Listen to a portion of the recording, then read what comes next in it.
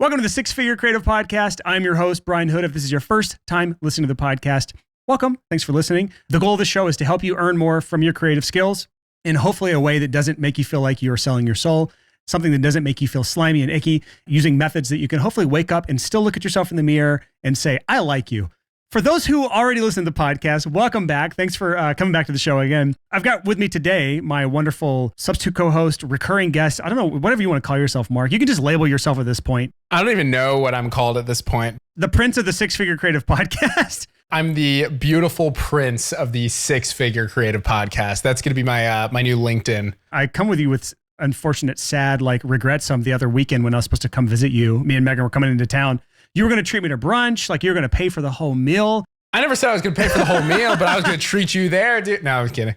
I would have paid. No, I'm just joking. I would have probably paid for you, but unfortunately, we had COVID in the house, which, for some background, we got it back in June 2020. We were the first people that I knew that got it. Maybe we got it when we were in Southeast Asia in January and just it finally hit us in June. That's probably not the case. And then we got the old vax, the old stab, and then we still got it again. And this is 2 weeks before we're leaving for Bali. So actually it was probably a good thing that we got it. So we don't have to worry about getting it while we're traveling, right? But either way, I was sad because I didn't get to see you, my dude. It's okay. Well, a couple things. I've had COVID 3 times now. It can't stay away from me. And I got it internationally twice, which that was fun. But for those of you guys listening, Brian is actually super picky about brunch. So I was really thinking all week, where am I going to take this guy? Where the hell am I going to take Brian for brunch? He's not going to like wherever I take him. You're in Charlotte. We have people in our listening to your podcast from Charlotte who have been to Charlotte. Where were you going to take me? Well, okay, real quick. Nashville's known for their brunch. Everybody I know in Nashville, they're like, hey, you want to get brunch? Everybody here is like, do you want to grab breakfast, bro? It's like, yeah, I'm down for breakfast. My wife literally ran a brunch-themed Instagram account called Brunchville. She got thousands of followers from that years ago when we were absolute brunch fiends. She got tired of it and just kind of abandoned it, but it was a fun season. There's a good brunch scene here, allegedly, but I was going to take you to 8th and Sand. If you guys in Charlotte listen to this, 8th and Sand is dope. Very good. I was going to get you the shakshuka, bro. It was very delicious. I promise anyone who's new to this podcast, we're not going to talk about brunch for the rest of this. We actually have a really great topic to talk about today, but you're right. When you talked about me being a picky brunch eater, I was looking at our budget recently and we spend, I think, more on food as a couple than we spend on our housing. I think that was the last I looked. Well, last time I visited, or no, a couple times ago when I visited, you were just so excited about brunch. And I'm just thinking, this guy loves brunch. And I'm like, all right, I'm going to go with it. I love brunch. I'm a simple guy. Give me a solid bagel, a good one. I'll be good with that. But brunch, it's just everybody's hollandaise sauce. It's I don't want to get poisoned. You know why I'm so excited about it is because if I'm not doing brunch on a Saturday or Sunday with my wife or some friends, I eat the same exact breakfast every day and I have for the past decade. It is literally a single egg. I've changed the way I make the egg. It's either scrambled or fried. Right now it's fried with some ghee butter. Ghee butter that I made from scratch myself, by the way. I like making things from scratch. And I make oatmeal with peanut butter in it. I put peanut butter in my oatmeal with brown sugar and maple syrup, and it's amazing. And I make the peanut butter myself from scratch with my Vitamix. Can you say oatmeal again? Oatmeal. I thought you just said oatmeal. Oatmeal. I probably did, man. I'm from Alabama. Dude, so Alabama, bro. I have some oatmeal and a side of ghee. How about let's talk about our 4-parter today about brunch. Let's transition to topic. We've already lost any new listeners. So I'm glad our OG people that listen to this podcast regularly are still sticking around, but all you new people have already left, so I don't even have to talk to you anymore. Sorry. Let's talk about the topic for the show today. And you already saw the title, so you know what this is about, but we're going to talk about 4 major missing pieces of your studio's marketing plan. You're likely missing any sort of marketing plan in your business. If you're the typical freelancer, I talk to, I coach, I work with, and I just see from the outside looking in, so many of our people in our community that have absolutely no marketing plan whatsoever.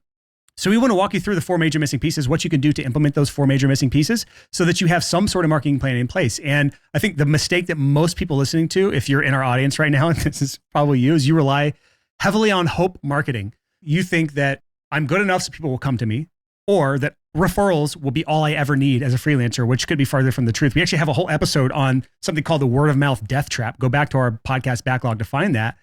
That's not a plan. That is hope marketing. If you are just hoping people are going to find you and you have no plan in place, that is the definition of hope marketing. And if you are relying on hope marketing, then you're probably the victim of the feast or famine cycle. I feel like everyone's experienced this to some extent, and especially myself, where I literally remember back in 2014 or 2015. I had a $20,000 month in January, and then I had a $1,200 month in February. If that doesn't show you like the feast or famine cycle, like nothing does. Yeah, it's pretty regular that people make a lot of money quick and then they're like, oh, I'm rich. And then they stop working and then like no money is coming in the next 2 months. You're just winging it. Again, you're waiting on people to find you. You have no predictability in place.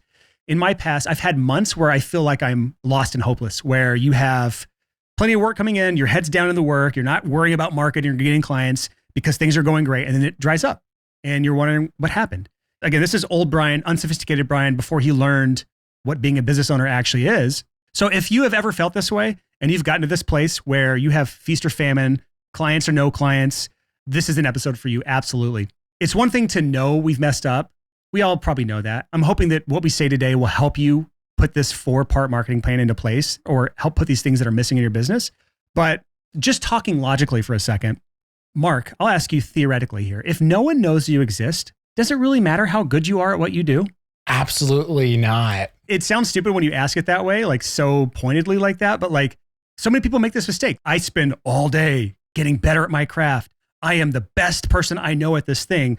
Why doesn't people hire me? It's because no one knows you exist. This is the trap we fall into again and again and again. It's the reason that the best person for the job rarely is the one that gets hired. And part of it is because you're being an irresponsible business owner.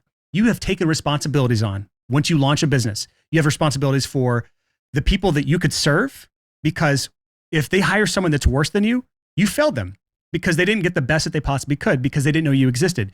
You fail on your responsibilities for any family you might have, which I don't want to cast stones or sound like I'm judging people, but like as a business owner, we have responsibilities for business, for personal expenses, for family obligations, for so much.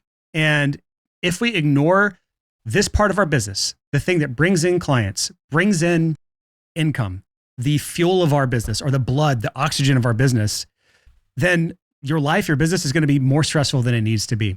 So hopefully this has convinced you, if you are the person who's relying on hope marketing, who has feast or famine business, that this is the time to change. And hopefully what we talk about today is going to help you put the pieces in place you need to start getting some consistency. We're going to walk you through the 4-part marketing plan, doing something to create intentionality in your marketing so that you can start attracting clients. This is honestly like, as freelancers, we don't think about this as like, hey, we're a business owner, but every business on earth has to figure these things out. They have to have all these pieces in place if they're ever going to be successful. I have 2 software companies. It's the exact same 4 parts.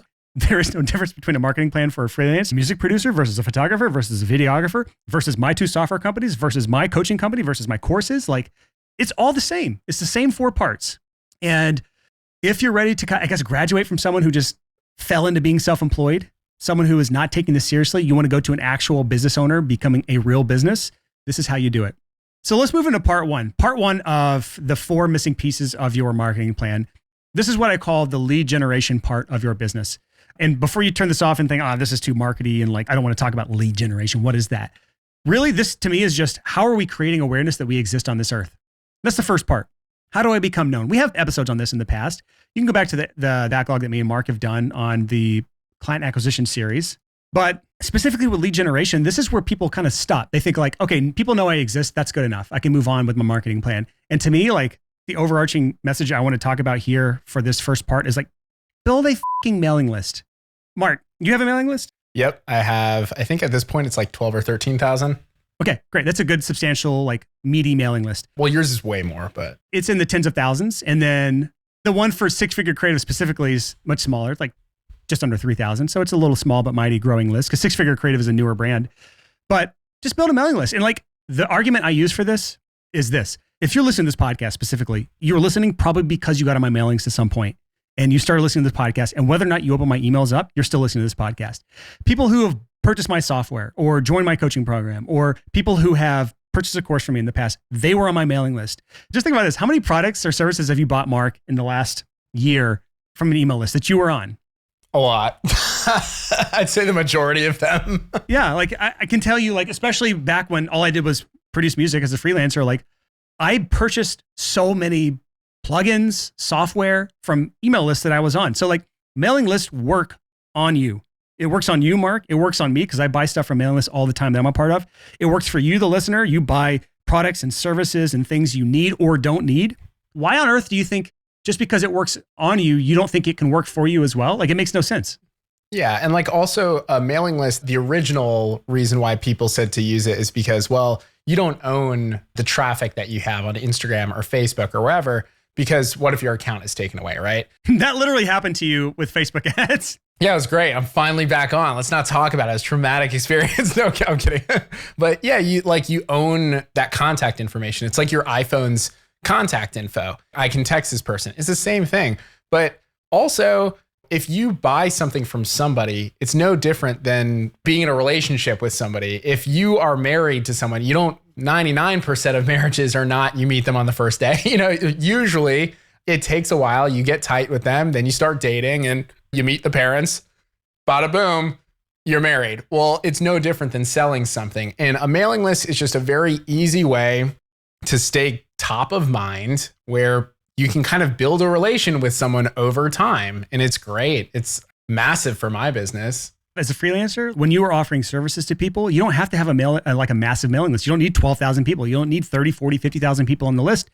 You can have a really good business with hundreds of people, which sounds like a lot still, but it's not. I know freelancers who have email lists of like 50 or 60 people, and it makes them like $100,000 a year. It's just the right people. Yep. So like that's my advice is this is the missing piece, building a mailing list. And there's more that comes to this. Like you can build your mailing list with content marketing. Like this podcast is a form of content marketing. You can build with paid advertising, which if you want a great way to advertise yourself as a business, as a freelancer, as a creative, without coming across as needy, advertise a lead magnet, build your mailing list. It's a way higher value way to promote yourself than saying, hey, hire me, which is what a lot of freelancers do when they do paid ads and they completely screw it up. So mailing list, that is like missing piece number one.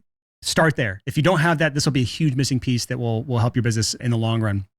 Part two, the second missing piece of your marketing plan is, I guess the short name for this would be lead nurture. It's nurturing the leads that you have. A better way of saying this is like, how do you stay top of mind with people? How do you build trust and credibility with people? How do you go from, I know who you are and don't trust you. You're kind of creepy. You got a weird mustache and your hair's shaved on the sides and kind of weird at the top. Stop it, Brian. Oh my God. How do you go from that to like, okay, this person's not so bad. This person's like, okay, I like some of the stuff they say. To, oh, I trust this person. I'm going to hire them. How do we make this transition all across that spectrum? It's something called lead nurture. I'm pretty sure if you just look through our backlog for the term lead nurture, there's something there. I don't remember the exact episode. I can't find it in my research just now. So Mark and I have very similar but different kind of approaches to this, but I practice something called the 3% rule. Mark practices something called the 80-19-1 rule. We'll both explain them. They're basically the same thing, but I'll explain mine first and then Mark can kind of give his variation on it. But there's something I call the 3% rule. And that just states that only 3% of people who are in your world that are aware that you exist, only 3% of them are ready to buy right now, are ready to hire somebody for the service that you offer. So if you are building a mailing list of people that are interested in the thing that you offer or interested in the lead magnet that would say, hey, this person is a good lead for me to work with, assuming your lead magnet is correct, because that's a big if. Not everyone does it right. But if you have 100 people on the mailing list, only 3% of those people are ready to buy right now. That means the other 97 are not ready. They don't care. They're not interested. The goal with lead nurture is to keep them top of mind until they're ready to buy. That 97% has to be nurtured over time until they're ready to buy. And that 3%, just because they're ready right now does not mean they trust you enough to hire you. So you have to have things into place that builds that trust, that credibility, that gets them to know you, like you, trust you, so that when they come into the 3%, they are one of the 3%, that they trust you enough to actually hire you. This is what lead nurture is all about. Now, Mark, yours is roughly the same, but I like what you're saying because it's probably a little more realistic to the numbers, but go ahead. The 3% rule assumes that 97% of people out there are potentially going to buy from you. And it's just a matter of getting them to the 3%.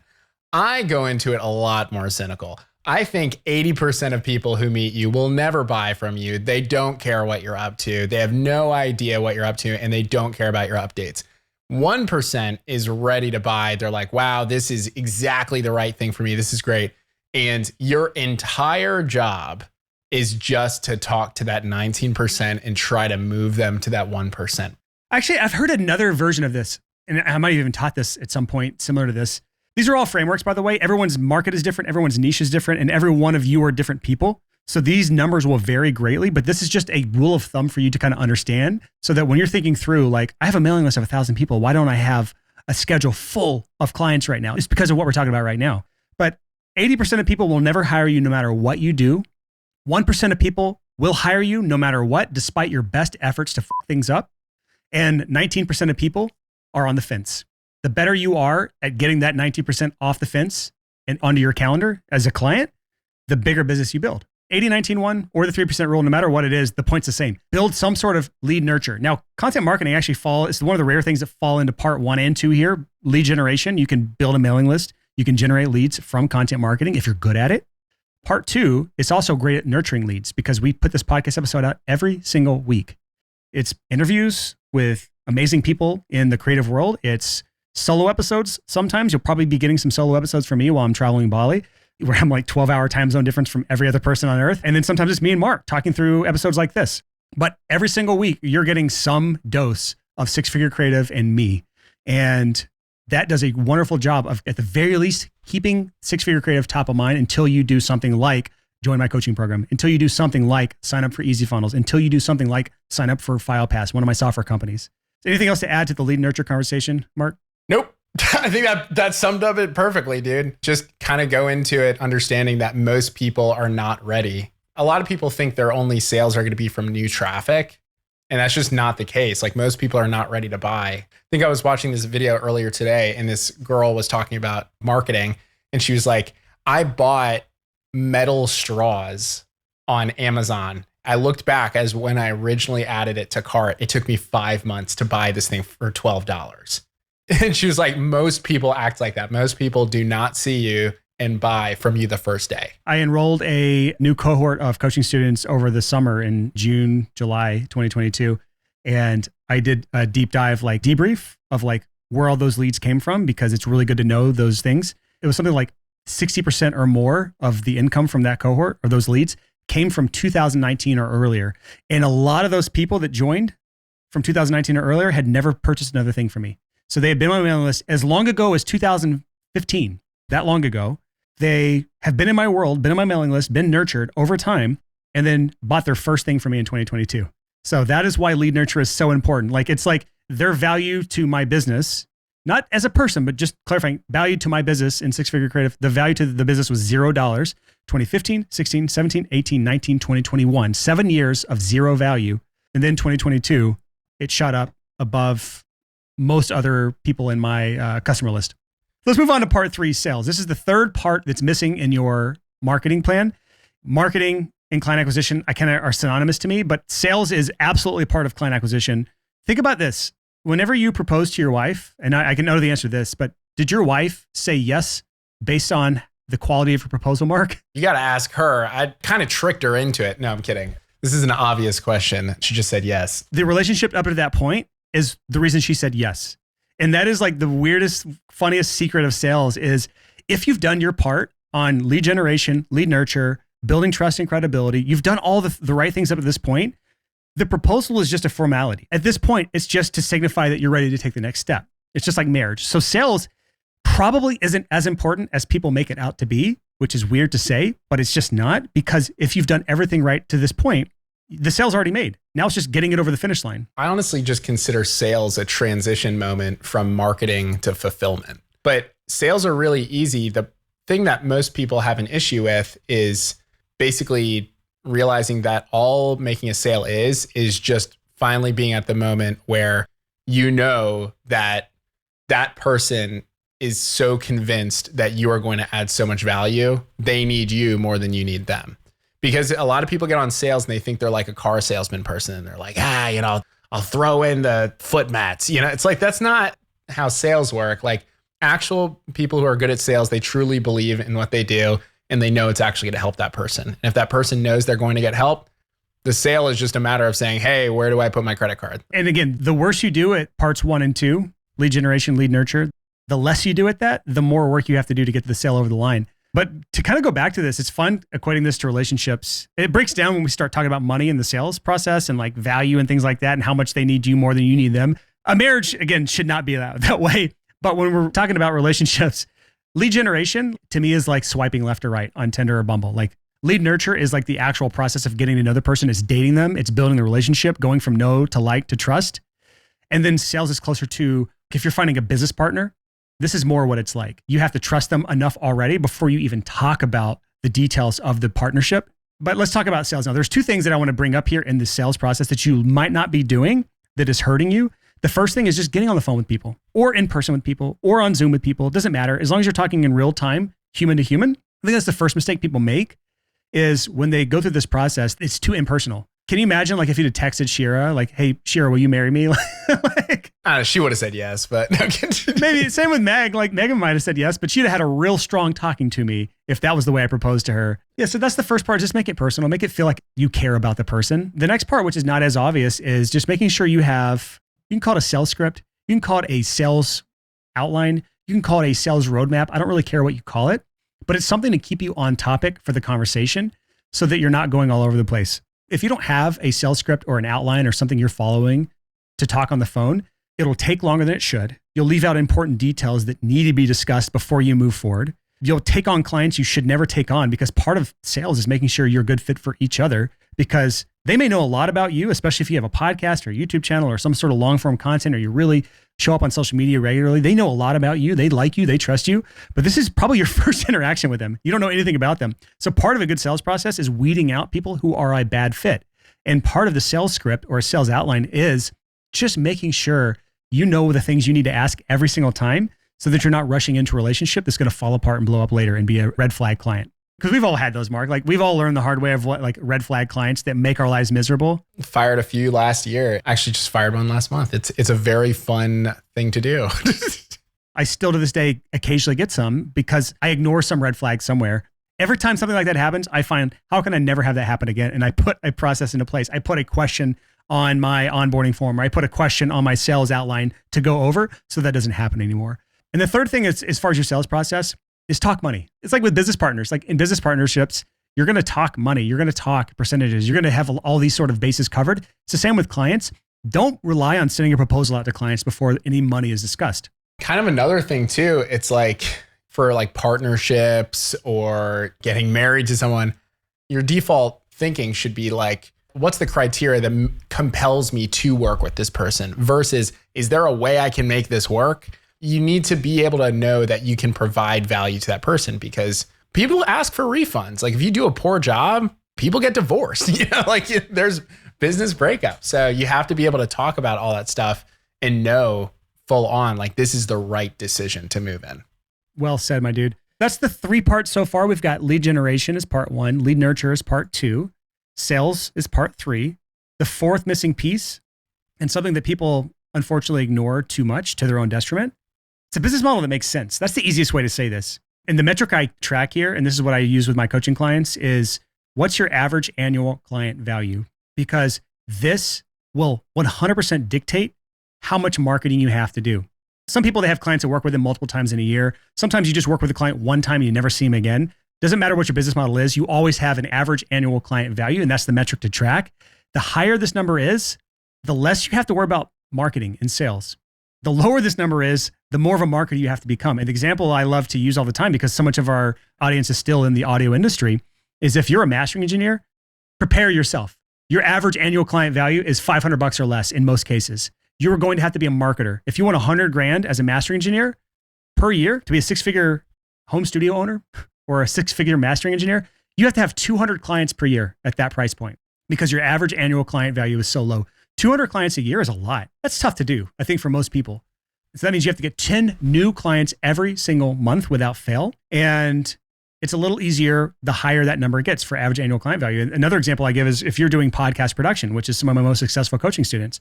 The average client value for my coaching students for podcast production is like 15 to 20 grand a year.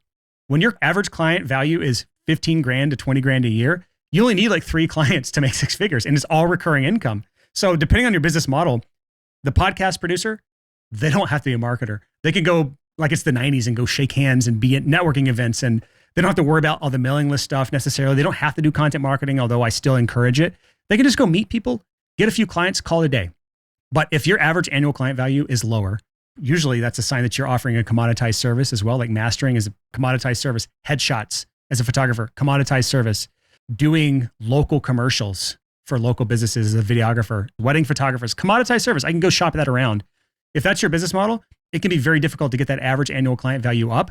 But the higher this value is, the more sound business you have, the more success you're going to have in everything else you do, because now metrics make sense for doing paid acquisition. Just like Mark, humor me for a second. $20,000 per year average annual client value for podcast producers. You can spend significantly more for paid ads.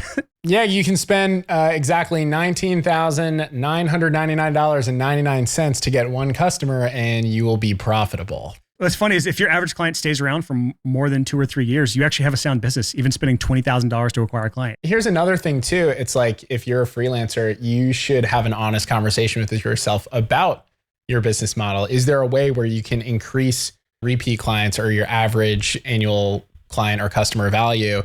Like, if you're a wedding photographer, you're probably not going to have many repeat clients. You sort of can, because you start focusing on getting gatekeepers, like wedding planners. If you talk to wedding planners, it's like, that's kind of a better way. If you talk to flower shops, if they can like give them a cut, there's ways where you can make your life a little bit easier. If you're trying to increase this number on part 4 of your marketing plan, there's a few ways to do it. One is raise your prices. That's the easiest and most obvious and most overlooked thing. And the thing that freelancers suck at the most is they don't charge enough. In almost all cases, you raise your prices, call it 50%. You'll lose some potential clients you would have otherwise gained, but at the end of the year, you make more and you work less. Worst case scenario, you make the same amount of money and you work less. It's a win-win if you raise your prices in most cases, especially as you get busier. The second way is to offer a better, more transformational service. The better the transformation of what you're offering is, the more you can charge. Just going back to the podcast producer example, I have so many people that came to me that were just doing podcast editing as a service. Leland, if you're listening right now, our podcast editor, mute your ears. Don't listen to anything I'm saying right now. This is not for you. This is for the rest of the world. If you're editing podcast episodes, it's one of the lowest paying positions because you're a butt in a seat. If you are offering full service podcast production, where you're doing everything from planning the episodes, you are helping them produce the content, you're helping them engineer it, you're helping them launch the show, you're helping them with their gear, you're helping them with the show art, you're helping them with show notes, you're helping them with all these other things. If you have the skill set to do that, that is a order of magnitude higher of what you can charge versus just podcast editing. Every single industry has a version of this. There is something you can do to offer a higher tier of service so that you can charge more. It's going from a button seat position to a full transformational offer.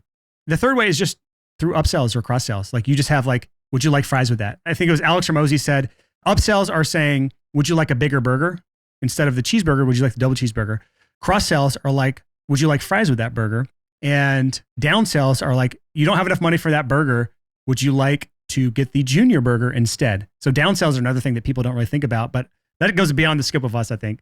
There's a bunch of different fun ways to do that. This is part of being a business. It's a fun game if you get into this. It's part of being a creative person because we're all creative at heart. And figuring out how to balance all 4 of these different areas is the game of business. And the better we get at balancing these numbers, the better our business becomes, the more efficient it becomes, the easier it is to run. And I kind of use this analogy when I'm talking to my own students in my coaching program is, I'll tell you, Mark, if I have you drive from New York to LA, it's like how many miles? Like 2,600 miles, something like that. It's a while. It's too long. If you're driving in there and your car gets 1 mile per gallon, you have to stop every like 15 to 20 miles for gas. And that's a really, really inefficient, annoying process. Those are the people that have a really, really inefficient, bad marketing machine. They're missing one or more of these 4 pieces, and they're having to stop and get clients, and then they fulfill on those clients, and then they don't do anything with marketing. They have a big famine period, and then they have to go scramble. That's the stopping every 15 to 20 miles for gas. Those who have a really, really efficient marketing machine, client acquisition machine, if you want to use that word, they have the 100 mile per gallon vehicle. They have the hybrid vehicle, right? And they can go from LA to New York with 1 or 2 gas stops, tops.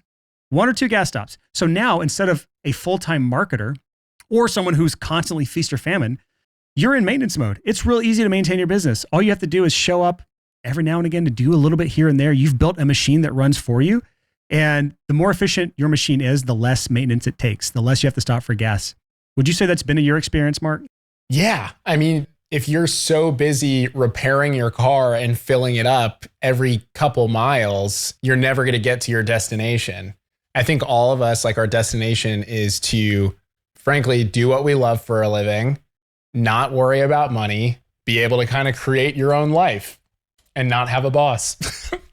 If you're busy repairing things all the time and freaking out, like, you're being a pretty bad boss to yourself. Do the hard work and figure out this stuff. And there's a lot of people that are able to do this and live great lives for themselves because they just put in that work. Yeah. So I guess to wrap this all up, for those people that are missing at least one of these 4 pieces, if your marketing machine is the 1 mile per gallon train wreck that I kind of outlined in that analogy a second ago, I just want to make sure you know that I have a coaching cohort opening up in the fall where I'm taking on, I don't know the number I'm going to do yet because it's too early on. This episode's recorded way before it airs, but it's going to be somewhere between 10 and 20 new coaching clients I'm taking on, where I'm helping you walk through building your client acquisition machine. It's where I'm literally walking you through all 4 parts of this, hand-holding you, looking over your work, giving you assignments, due dates, accountability. It's a whole thing. There's a lot to this, and it's more than I can really explain in an episode here. But if you're the type of person that likes collaboration, that likes personalized help, that likes accountability or needs accountability, and you know you are missing 1 or 4 of all these parts in your client acquisition machine, then I would really encourage you to consider applying for this cohort for the fall. And you can find more details about this if you just go to sixfigurecreative.com/clients. I'll have more info there. It'll have more information about the coaching program itself, what all is included in it, how you can apply for it, things like that.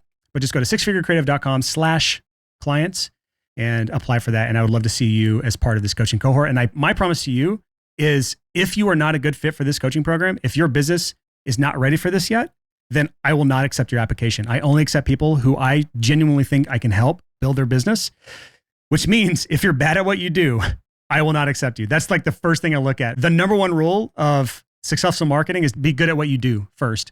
And then if you're good at what you do, then we can start worrying about these other 4 parts of your business. So again, go apply. Hope to see you in there this fall. If you don't make it around this fall, then I don't know when I'll open it up again. It's probably early 2023 or something like that. So any last thoughts here, Mark, as we wrap this episode up? Marketing is a multiplier. It's not magic. So again, what he said, if you're good at what you do, you have a good offer, you can actually help people. There's no reason why you can't have a great income for yourself. It's just about multiplying what you already do. It's not magic. It's completely accessible. If you feel like you are not hired as much as you think you should be based on your skills that you have, like so many people know they're good at what they do, they're just not getting enough clients to stay busy full time, then I encourage you, go to sixfigurecreative.com/clients and just check it out. See if it's something that might be a good fit for you. All right. I guess we're wrapped up here, my dude. All right, brah.